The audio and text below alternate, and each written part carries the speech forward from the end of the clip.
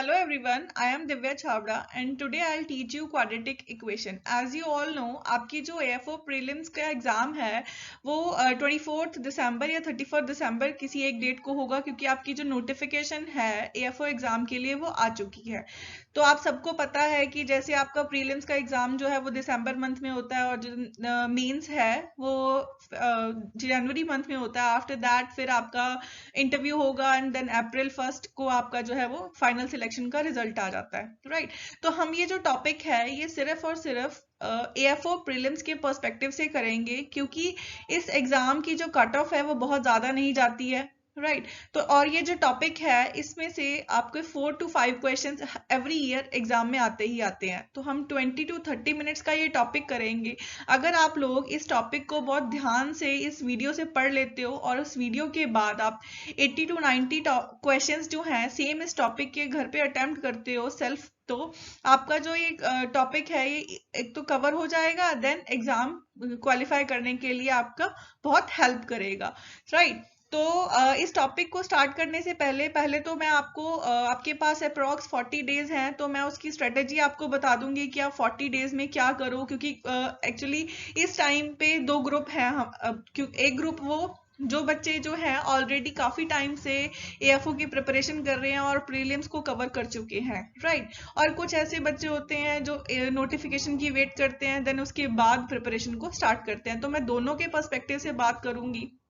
जो प्रिपेयर कर चुके हैं वो क्या करें हम 40 डेज में, और जिन्होंने अभी स्टार्ट करना है वो क्या करें।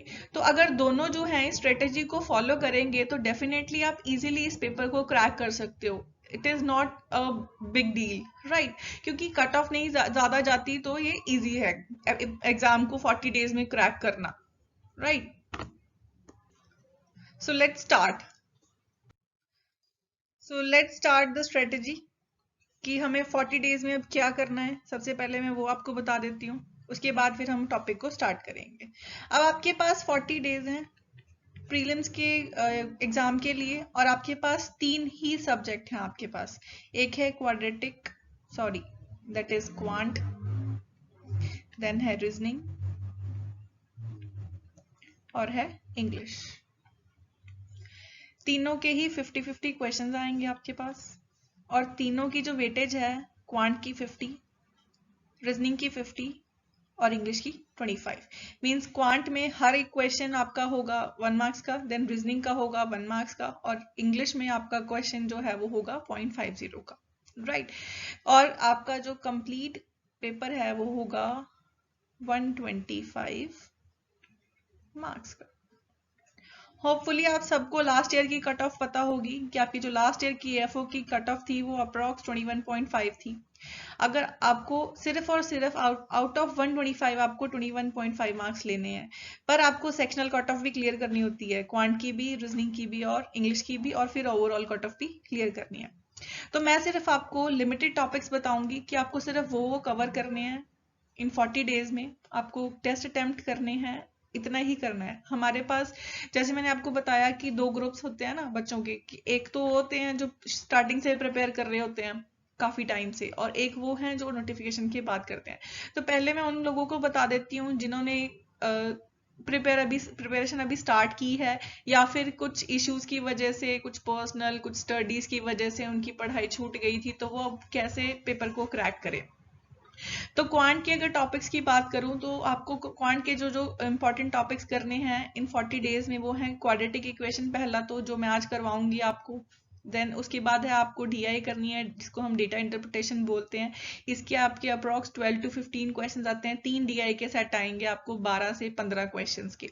उसके बाद आपको करनी है एक नंबर सीरीज जिसके 4 से 5 क्वेश्चन आते हैं। तो आपको इन तीन टॉपिक की बात करें तो तीन टॉपिक की आपको मिला के आपके क्वेश्चंस बनेंगे 25 क्वेश्चन, राइट। और अगर आप इन टॉपिक्स को अच्छे से कर लेते हो तो आपकी आउट ऑफ 25 अप्रॉक्स 20 मार्क्स कहीं नहीं गए, ठीक है। तो आप क्वांट में 20 नंबर इजीली ले सकते हो, जो कि आपको पूरे एग्जाम क्रैक करने के लिए 21.5 मार्क्स ही चाहिए थे लास्ट ईयर। अगर अब रीजनिंग की बात करें तो रीजनिंग के जो इंपॉर्टेंट टॉपिक्स हैं वो हैं ब्लड रिलेशन, देन उसके बाद है डिस्टेंस डायरेक्शन, देन है अल्फाबेट सीरीज, देन है साइलॉगिज्म, 5 क्वेश्चंस इसके आएंगे, इन तीनों के मिला के आएंगे 5 to 6 क्वेश्चंस। देन उसके बाद आपको करना है इनपुट आउटपुट, 5 क्वेश्चंस, और उसके बाद कोडिंग डिकोडिंग, 5 क्वेश्चंस। तो ये भी बन गए आपके 20 क्वेश्चंस। और अगर आप इन टॉपिक्स को अच्छे से कर लेते हो तो आप 20 में से बहुत इजीली 18 मार्क्स ले सकते हो। और अगर अब मैं इंग्लिश की बात करूं तो इंग्लिश में हमें करना है रीडिंग कॉम्प्रिहेंशन, क्लोज टेस्ट और पैराजंबल।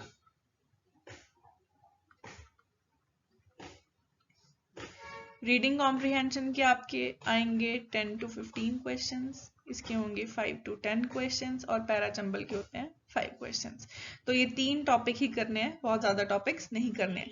तो मैंने आपको लिमिटेड टॉपिक्स बता दिए हैं। 40 डेज है, इन 40 डेज को आप डिवाइड कर लो कि आपने 20 डेज में इन टॉपिक्स को कवर करना है, और बाकी के जो बचे 20 दिन हैं उनमें सिर्फ और सिर्फ टेस्ट अटेम्प्ट करने हैं। तो 20 डेज आपके पास जो बचेंगे उनमें आपको जो टेस्ट अटेम्प्ट करने हैं वो एटलीस्ट 30 to 40 टेस्ट करने हैं। एक दिन में अगर कर सकते हो तो 2 करो, अदरवाइज आप एक टेस्ट तो अटेम्प्ट करो ही। तो सिर्फ टेस्ट को अटेम्प्ट नहीं करना है, उनका एनालिसिस भी करना है कि आपने कितने क्वेश्चंस आपने अटेम्प्ट किए और आपकी परसेंटेज ऑफ एक्यूरेसी जो है वो क्या है, क्योंकि एक्यूरेसी बहुत मैटर करेगी इस एग्जाम को क्रैक करने के लिए। ठीक, तो अब बात करते हैं दूसरे ग्रुप की जो ऑलरेडी जनवरी या फरवरी से स्टार्ट कर चुका था प्रिपरेशन, और वो अब क्या करे। तो अब आपके पास 40 डेज हैं, तो प्लीज ये मत सोचिए कि 40 डेज हैं तो मेरे ये टॉपिक्स कवर हो चुके हैं, मैं कुछ नया टॉपिक कर लेता हूँ कि सो दैट कि मेरे अच्छे मार्क्स आ जाएंगे। नहीं, हमें एक नया टॉपिक उठा के अब उस नई चीज को नहीं करना है। हमने जो किया है सिर्फ उसे ही ब्रशन अप करो और सिर्फ टेस्ट अटेम्प्ट करो। आप लोगों के पास 40 डेज हैं तो आप लोग प्रिपेयर भी कर चुके हो, तो 40 डेज में आपको 80 टेस्ट अटेम्प्ट करने हैं एक दिन में, मतलब 2 टेस्ट अटेम्प्ट करो, उसके बाद उन दोनों का एनालिसिस करो। तो जो लोग 80 टेस्ट 40 डेज में अटेम्प्ट कर लेंगे और उन दोनों का एनालिसिस भी कर लेंगे, मैं डेफिनेटली लिख के देने को तैयार हूं कि उनका AFO प्रीलिम्स बहुत इजीली क्रैक हो जाएगा। ठीक है, अब बात करते हैं हम टॉपिक की जो हमने आज करना है, that is quadratic equation. Quadratic equation की अगर मैं बात करूं तो पहले मैं आपको बता दूंगी कि ये होता क्या है, फिर इसके क्वेश्चंस जो है वो कैसे आते हैं। पहले क्वाड्रेटिक इक्वेशन किस फॉर्म की होती है, ax² + bx + c। जब भी कोई इक्वेशन आपको इस फॉर्म में दिखेगी, वेरिएबल कोई भी हो सकता है, x y z कुछ भी, ठीक। तो जब भी कोई इक्वेशन आपको इस फॉर्म में दिखेगी तो उसे हम बोलते हैं क्वाड्रेटिक इक्वेशन। x² के आगे जो ये a लगा है ये क्या है, x² का कोफिशिएंट, b जो है x का कोफिशिएंट, और c क्या है, ये है कांस्टेंट। इसमें क्या करना होता है, हमें रूट्स निकालने होते हैं इस इक्वेशन के, जो कि हमारे पास 2 रूट्स आएंगे, क्योंकि हमारे पास x की पावर क्या है 2, तो ये 2 की वजह से हमारे पास रूट्स आएंगे 2। अब इन इक्वेशन में हमारे पास 2 इक्वेशंस होती हैं इस क्वेश्चन में, एक होगी x की फॉर्म में और एक होगी y की फॉर्म में। फिर क्या करना होता है, हमें इन दोनों वेरिएबल्स को कंपेयर करना होता है, और हमारे पास ऑप्शंस होते हैं 5। वो कैसे होंगे, एक ऑप्शन होगा x is greater than y, एक ऑप्शन होगा x is less than y, एक ऑप्शन होगा x is greater than equals to y, एक ऑप्शन होगा x is less than equals to y, और एक होगा x इज y और नॉट डिफाइंड। हमें x और y के वेरिएबल्स निकालने हैं, देन उसके बाद हमें उनको कंपेयर करना है कि क्या आएगा, क्या x बड़ा है y से, या x छोटा है y से, क्या x बड़ा और इक्वल्स टू है y से, या x लेस देन और इक्वल्स टू है y से, या फिर हम उनको कंपेयर नहीं कर सकते। ठीक है ना। तो मैं इस टॉपिक में आपको ऑलमोस्ट 5 to 6 क्वेश्चंस कराऊंगी, जो कि टॉपिक को कवर करने के लिए बहुत हैं, पर आपको उसके लिए फिर सेल्फ प्रैक्टिस करनी पड़ेगी। ये नहीं कि फिर मेरे 5 और 6 क्वेश्चंस कराने का फिर कोई फायदा नहीं है अगर आप सेल्फ प्रैक्टिस नहीं करोगे। तो पहले हम स्टार्ट करते हैं इस टॉपिक को। चलो, अब इस टॉपिक को स्टार्ट, इनकी वेरिएबल्स कैसे, इनके जो रूट्स हैं वो कैसे निकालते हैं, पहले मैं आपको बता दूंगी कि रूट्स कैसे निकालते हैं। अब हमारे पास ये देखो, जो मैंने आपको कहा था कि 2 आपके पास इक्वेशंस होंगी, एक x की फॉर्म में और एक है y की फॉर्म में, ठीक। तो अब हम पहले x की इक्वेशन लिख लेते हैं और इस साइड हम लिख लेते हैं y की equation, y square minus 9y plus 20 is equal to 0। हमें क्या करना होता है कि इसको ब्रेक करना है, हमें इनके रूट्स निकालने हैं। 6 को हम कैसे लिख सकते हैं, 3 इंटू 2। अगर 3 और 2 को मल्टीप्लाई करें तो 6 आना चाहिए और प्लस माइनस करने से क्या आना चाहिए, 5 आना चाहिए। तो अगर हम मल्टीप्लाई कर रहे हैं तो 6 आ रहा है और अगर हम 3 + 2 कर रहे हैं तो क्या आएगा, 5 आएगा, राइट।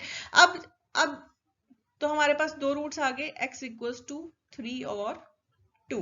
अब यहाँ पे साइन कौन सा लगेगा, तो साइन की बात करेंगे। अगर यहाँ पे कांस्टेंट के आगे प्लस लगा है तो हमारे हमेशा रूट्स जो होंगे वो उनके जो साइन होंगे वो क्या होंगे, सेम। रूट्स के जो साइन होंगे वो क्या होंगे, सेम। अब सेम कौन से होंगे, सेम कौन से होंगे, हम x का जो कोफिशिएंट, x के आगे जो साइन लगा है वो क्या लगा है, माइनस। अब माइनस लगा है तो क्या आ जाएंगे, प्लस प्लस। x के आगे जो साइन होता है उसका ऑपोजिट हमेशा हम साइन लेते हैं। अगर हमारे पास कोफिशिएंट के आगे प्लस लगा है तो हमारे जो रूट के साइन होंगे वो सेम होंगे, और कौन से होंगे, जो भी x के आगे साइन लगा है उसका ऑपोजिट, ठीक। अब हमारे पास x के दो रूट आ गए, एक आ गया +3 और दूसरा आ गया +2। अब अगर हम इस y वाली इक्वेशन की बात करें, y की इक्वेशन क्या है, y² minus 9y plus 20 is equal to 0। अब हम 20 को कैसे ब्रेक करें कि प्लस माइनस मल्टीप्लाई करने से तो 20 आए और प्लस माइनस करने से 9 आए, तो 5 और 4, 5 इंटू 4 क्या होता है, 20, और अगर हम इनको प्लस करेंगे तो क्या आएगा, 4। और अब हम इनके आगे साइन कौन से लगाएंगे, तो यहाँ पे माइनस है तो हमारा साइन क्या होंगे, प्लस प्लस। तो y के रूट आ गया एक 5 और दूसरा क्या आ गया, 4। अब हमने इनका आंसर निकालना है, इनको कंपेयर करना है इनके रूट्स को। तो x का पहला एक रूट है 3 को कंपेयर करो 5 से, 5 से x 3 जो है वो क्या है, छोटा, और 3 4 से भी छोटा। तो अब फिर दूसरे रूट को कंपेयर करो 2, तो 2 जो है वो 5 से छोटा है, 2 जो 4 से भी छोटा है। तो हमारे पास क्या आ गया, x इज लेस देन 5। तो इसका आंसर क्या आ जाएगा, x इज लेस देन 5। समझ आ गया सबको, होपफुली सबको समझ आ गया होगा। अब नेक्स्ट क्वेश्चन की बात करते हैं। चलो नेक्स्ट क्वेश्चन क्या है हमारे पास, मैं दोनों इक्वेशंस लिख लेती हूँ पहले। पहली है x² minus 11x plus 30 is equal to 0, और y की क्या है, y² minus 3y plus 2 is equal to 0। अब हमें इस 30 को ब्रेक करना है। 30 को कैसे ब्रेक करेंगे, 5 और 6 कर सकते हैं, मल्टीप्लाई करने से क्या आएगा 30 और प्लस करने से क्या आएगा 11, क्योंकि हमें क्या चाहिए है 11। अब यहाँ पे क्या है, प्लस का साइन। अब प्लस का साइन है तो मैंने आपको बताया कि जब भी प्लस का साइन होता है तो रूट्स के साइन क्या आते हैं, सेम। और सेम कौन से होंगे, इसका ऑपोजिट। तो ये क्या है माइनस, तो यहाँ क्या लग जाएगा प्लस प्लस। तो हमारा रूट्स आ गए +5 और +6। अब मैं बात करती हूँ y के रूट्स की। तो यहाँ पे क्या है 2 और यहाँ क्या है 3, तो हमें मल्टीप्लाई करने से 2 चाहिए और प्लस माइनस करने से 3 चाहिए। तो क्या आ जाएगा 2 इंटू 1। अब 2 + 1 करेंगे तो 3 आएगा, बट साइन क्या है यहाँ माइनस का, तो इसके आगे क्या लग जाएगा, इसका ऑपोजिट प्लस प्लस। तो y के रूट आ गया 2 और 1। अब हम कंपेयर कर लेते हैं। 5 को पहले कंपेयर करेंगे 2 से, 5 जो है 2 से बड़ा है, 5 जो है 1 से भी बड़ा है। अब 6 को कंपेयर करो, 6 जो है 2 से भी बड़ा है और 6 जो है 1 से भी बड़ा है। तो अब ये दोनों जो है फैक्टर्स x के, ये y के दोनों के फैक्टर से बड़े हैं। तो हमारा आंसर क्या आ जाएगा, x is greater than y, right. तो हमारा आंसर क्या आ गया, x is greater than y। चलो अब करते हैं हम नेक्स्ट क्वेश्चन। सॉरी ये गलती से यहाँ 16 लिखा गया है, बट थर्ड क्वेश्चन है। अब थर्ड क्वेश्चन की बात करेंगे, मैं दोनों इक्वेशंस लिख लेती हूँ। x² minus 5x plus 6 is equal to 0, और एक हमारे पास है 2y² minus 15y plus 27 is equal to 0। अब इसको ब्रेक करेंगे तो ये क्या आ जाएगा 3 और 2, प्लस का साइन है तो ये दोनों सेम होंगे। कौन से होंगे, इसका ऑपोजिट। ये माइनस है तो उनके आगे क्या लग जाएगा, प्लस प्लस। तो x के हमारे पास रूट आ गए 3,2। y के जो रूट्स हैं वो क्या होंगे, 27 है, बट 27 है, ये भी है 2, तो 2 को 27 से मल्टीप्लाई करेंगे, ये क्या आ जाएगा 54। अब हम इसे 54 को ब्रेक करना है। पहले हम 27 को ब्रेक कर लें। 27 को कैसे ब्रेक करेंगे, 3 इंटू 3 इंटू 3 और क्या आ जाएगा 2। अब इसको कैसे असेंबल करें कि जो मल्टीप्लाई करने से तो 27 आना चाहिए, बट प्लस माइनस करने से हमारे पास क्या आना चाहिए 15। तो ये क्या होगा, 3 3 जा 9 और 3 2 जा 6। 9 इंटू 6 क्या हो जाएगा 54 और 9 प्लस 6 क्या हो जाएगा 15। अब यहाँ पे प्लस का साइन है तो रूट्स के साइन दोनों क्या होंगे, सेम होंगे, और कौन से होंगे, इसका ऑपोजिट। ये माइनस है तो दोनों के आगे क्या लग जाएगा, प्लस प्लस। और जब भी कभी वाई स्क्वायर मीन्स जब भी कभी स्क्वायर के आगे जो कोफिशिएंट होता है वो उसको रूट्स के साथ क्या करते हैं, रूट को उसके साथ क्या करते हैं, डिवाइड। तो ये क्या आ जाएगा 4.5 और ये क्या हो जाएगा 3।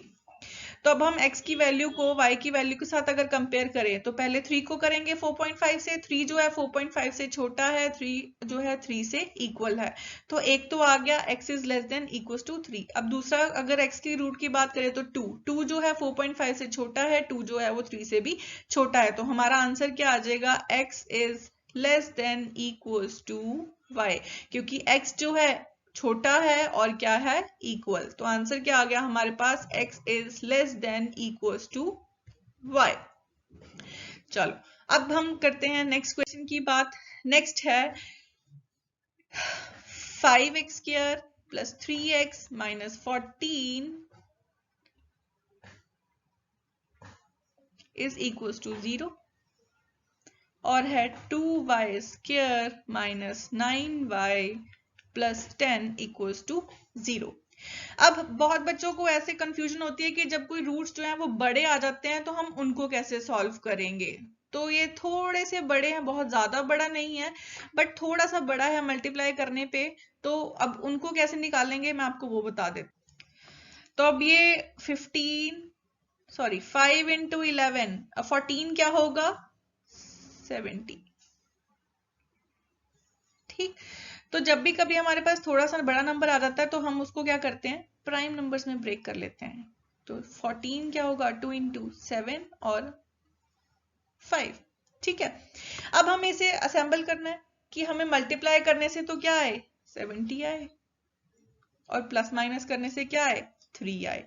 अब साइन की पहले बात कर लेते हैं। साइन, अभी तक तो मैं आपको माइनस का साइन की बात बता रही थी कि जब प्लस का, जब प्लस का साइन होता है तो हमारे रूट्स क्या होते हैं, वो सेम साइन के होते हैं। अब यहाँ पे हमारे पास आ गया माइनस का साइन, तो जब भी कभी कांस्टेंट के आगे माइनस का साइन होता है तो रूट हमारा एक प्लस में आएगा और एक क्या आएगा माइनस में। जब प्लस का साइन होता है तो रूट्स हमारे सेम होते हैं, और सेम कौन सा होगा, जो x की कोफिशिएंट के आगे जो साइन लगा होगा उसका ऑपोजिट। बट अगर कभी कांस्टेंट के आगे माइनस का साइन लगा होगा तो रूट हमारा एक प्लस में आएगा और एक क्या आएगा माइनस में आएगा। ठीक है ना। अब हमें इसको कैसे करना है कि हमारे पास मल्टीप्लाई करने से तो 70 आए और प्लस माइनस करने से 3 आए। अब हमारे पास 5 इंटू 2 दैट इज 10 और एक क्या आ जाएगा 7। अब साइन कौन सा लेंगे, अब हमें क्या है साइन हमें चाहिए माइनस का और भी प्लस का भी, बट इसका ऑपोजिट जो है वो साइन आएगा बड़े के आगे। ये क्या है प्लस, तो बड़ा कौन सा है 10, तो बड़े के आगे माइनस का साइन और छोटे के आगे प्लस का साइन। और मैंने आपको बताया था कि जब भी कभी स्क्वायर के आगे कोफिशिएंट आ जाएगा तो उसे क्या करते हैं रूट से डिवाइड। यहाँ क्या आ जाएगा 5 और यहाँ भी क्या आएगा 5, तो यह आएगा -2 और ये क्या आ जाएगा 1 पॉइंट समथिंग, राइट। एग्जैक्ट भी बता देती हूँ। 7 को अगर हम 5 से डिवाइड करेंगे तो 1.4। ठीक है, अब हम इसके रूट्स निकाल लेते हैं। 2 इंटू 5 इंटू 2, हमें क्या चाहिए 9 चाहिए, तो 9 कैसे आएगा 5 इंटू 4 और इसको 2 से डिवाइड कर देंगे। प्लस का साइन है तो मैंने प्लस के साइन के लिए क्या बताया था, रूट्स के साइन सेम होंगे पर क्या करेंगे, दोनों इसका ऑपोजिट। माइनस है तो दोनों के आगे क्या लग जाएगा, प्लस प्लस। तो हमारे पास y के रूट के आगे 2.5 और 2, और हमारे पास x का रूट क्या आ गया, -2 और 1.4। अब इसको कंपेयर कर लें। अगर मैं -2 की बात करूं तो -2 जो है वो 2.5 से छोटा है, और -2 जो है वो 2 से भी छोटा है। 1.4 ये 2.5 से छोटा है, 1.4 2 से भी छोटा है। तो हमारे पास आंसर क्या आ जाएगा, x is less than, sorry equals to नहीं आएगा, x is less than y, right. तो मैंने आपको अभी क्या बताया, रूट्स के जो साइन है वो कैसे निकालेंगे। तो रूट के साइन के हमारे पास दो ऑप्शंस होते हैं, दो कौन कौन से, कि अगर तो वेरिएबल के आगे, सॉरी कांस्टेंट के आगे अगर प्लस का साइन लगा है तो हमारे रूट्स के साइन क्या होंगे, सेम। और सेम कौन सा साइन लगेगा, एक्स के आगे, जो एक्स के कोफिशिएंट के आगे जो साइन लगा होगा उसका ऑपोजिट। अगर माइनस है तो प्लस प्लस हो जाएगा, और अगर प्लस है तो माइनस माइनस। और अगर कांस्टेंट के आगे माइनस का साइन लगा है तो माइनस का साइन, फिर रूट्स के साइन क्या होंगे, एक प्लस का साइन और एक माइनस का साइन। बट हम प्लस और माइनस कैसे लगाएंगे, वो क्या होगा, एक्स के कोफिशिएंट के आगे जो साइन लगा होगा उसका ऑपोजिट जो है वो बड़े के आगे, और जो सेम साइन है वो छोटे के आगे, ठीक है ना। तो रूट्स के साइन होपफुली सबको पता चल गए होंगे कि हम रूट के साइन को कैसे लगाते हैं और फिर कंपैरिजन कैसे करते हैं, वो भी समझ आ गया होगा।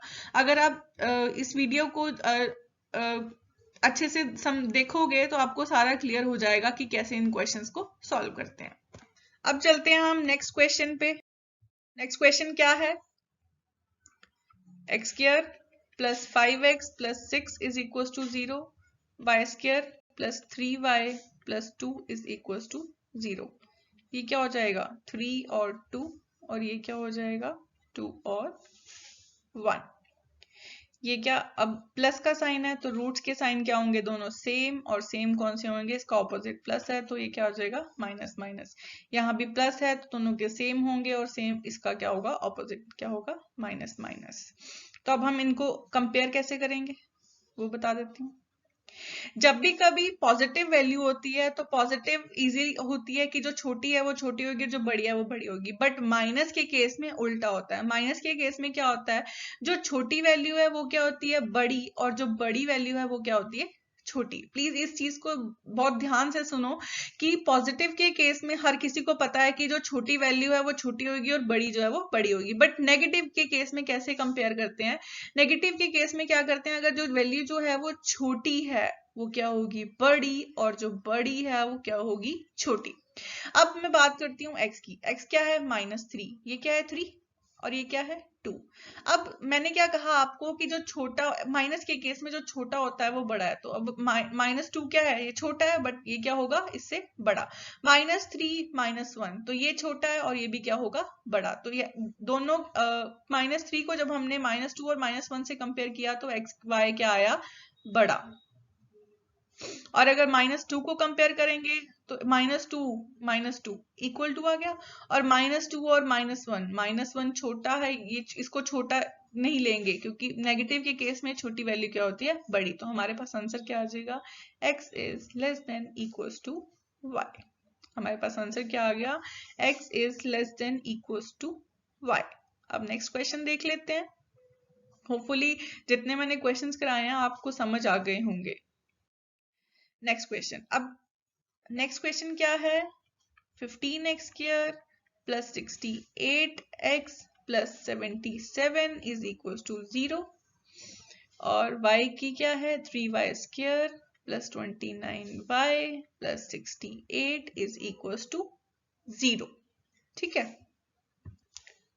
अब ये थोड़ी सी और बड़ी वैल्यूज आ गई। मैंने क्या कहा था कि जब भी कभी आपके पास बड़ी वैल्यूज आए तो उनके फैक्टर्स निकालने के लिए हमें क्या करना है, उनको प्राइम नंबर्स में ब्रेक करना है। अब 77 है तो 77 को कैसे लिख सकते हैं, 7 × 11, और 15 × 77 करना है तो 15 को कैसे कर सकते हैं, 3 × 5, राइट। तो बड़ा नंबर जब होगा तो हमें क्या करना है, उसको प्राइम नंबर्स में ब्रेक कर लेना है। तो प्राइम नंबर में कैसे ब्रेक किया, 77 को लिख लिया 7 इंटू 11 और 15 को लिख लिया 3 इंटू 5। अब हमें क्या करना है, इसका मल्टीप्लाई करने से तो 77 इंटू 15 जो आएगा वो आना चाहिए, और प्लस माइनस करने से क्या आना चाहिए, 68। अगर अब मैं रूट्स की साइन की बात करूं तो साइन क्या होगा, यहाँ पॉजिटिव है तो पॉजिटिव के केस में क्या होता है, रूट्स के साइन क्या होते हैं, सेम, और सेम कौन से होंगे, इसका ऑपोजिट। ये प्लस है तो हमारे रूट्स दोनों क्या आएंगे, माइनस में। अब इसको अरेंज कैसे करें, 7 इंटू 5 35, 11 इंटू 3 33, तो 35 प्लस 33 क्या आ जाएगा, 68 जो हमें चाहिए। तो हमारे रूट्स क्या आ गए, एक आ गया 35 और एक आ गया 33, और साइन क्या आ जाएंगे, माइनस माइनस, राइट। अब अगर मैं y की इक्वेशन की बात करूं तो ये क्या है, 3y² प्लस 29y प्लस 68। अब ये भी थोड़े से बड़े हैं, अब यहाँ भी कंफ्यूजन हो सकती है कि इसको कैसे ब्रेक करें। तो रेदर देन 68 मल्टीप्लाई 3 करो और फिर उसके फैक्टर्स निकालो, हमें क्या करना है, इनको उसको प्राइम नंबर्स में ब्रेक कर लो। तो 68 को कैसे लिख सकते हैं, 17 इंटू 2 इंटू 2, और क्या आ जाएगा, 3। हमें क्या चाहिए है, मल्टीप्लाई करने से तो जो चाहिए वो आ जाएगा, बट प्लस माइनस करने से हमारे पास क्या आना चाहिए, 29। तो इसको कैसे कर सकते हैं, ब्रेक। सोचो, उसके बाद फिर मैं बता रही हूं आपको, एक बार आप सोच लो फिर मैं बता देती हूँ, है ना।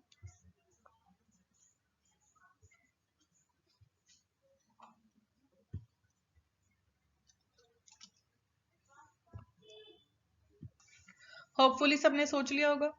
क्या कर सकते हैं, 29 चाहिए, 17 इंटू 3 इंटू 6 6 इंटू 12, तो 17 प्लस 12 करेंगे तो हमारे पास क्या आ जाएगा, 29। तो हमारे पास रूट्स क्या आ जाएंगे, 17 और 12, प्लस की जगह क्या आ जाएगा, माइनस का साइन। पर हमने एक मिस्टेक कर दी, एक चीज मिस कर दी, सॉरी। मिस क्या कर दिया, जब भी कभी एक्स स्क्वायर के आगे कोफिशिएंट होता है तो मैंने क्या कहा था, उसको डिवाइड भी करना है। तो 15 से हम उसको डिवाइड भी करेंगे, और ये क्या है, इनको 3 से डिवाइड करेंगे, ठीक है। अब इसको अगर हम 35 को 15 से डिवाइड करेंगे तो ये आएगा -2 पॉइंट समथिंग, और ये भी क्या आएगा, -2 पॉइंट 2, राइट। और ये क्या आएगा, -5 पॉइंट समथिंग, और ये आएगा -4। अब दोनों आपके माइनस माइनस के हैं, तो माइनस के केस में क्या होता है, जो नंबर छोटा होता है वो क्या होता है, बड़ा, और जो नंबर बड़ा होता है वो क्या होता है, छोटा। यही होता है ना कि जब माइनस के केस में उल्टा होता है पॉजिटिव के केस से, पॉजिटिव में छोटा नंबर छोटा ही होता है और बड़ा बड़ा ही होता है, बट नेगेटिव के केस में जो छोटा नंबर होगा वो बड़ा होगा, और जो बड़ा होगा वो क्या होता है, छोटा। तो जो छोटा है वो बड़ा, और जो बड़ा है वो छोटा। अब -2 -5 ये छोटा है दिखने में, बट होगा क्या, बड़ा 5 से, और 4 से भी बड़ा। ऐसे ही ये वाला नंबर भी 2.2 जो है 5 पॉइंट समथिंग से बड़ा और 4 से भी बड़ा। तो हमारा आंसर क्या आ जाएगा, x is greater than y। Answer क्या आ जाएगा हमारा, x is greater than y, right.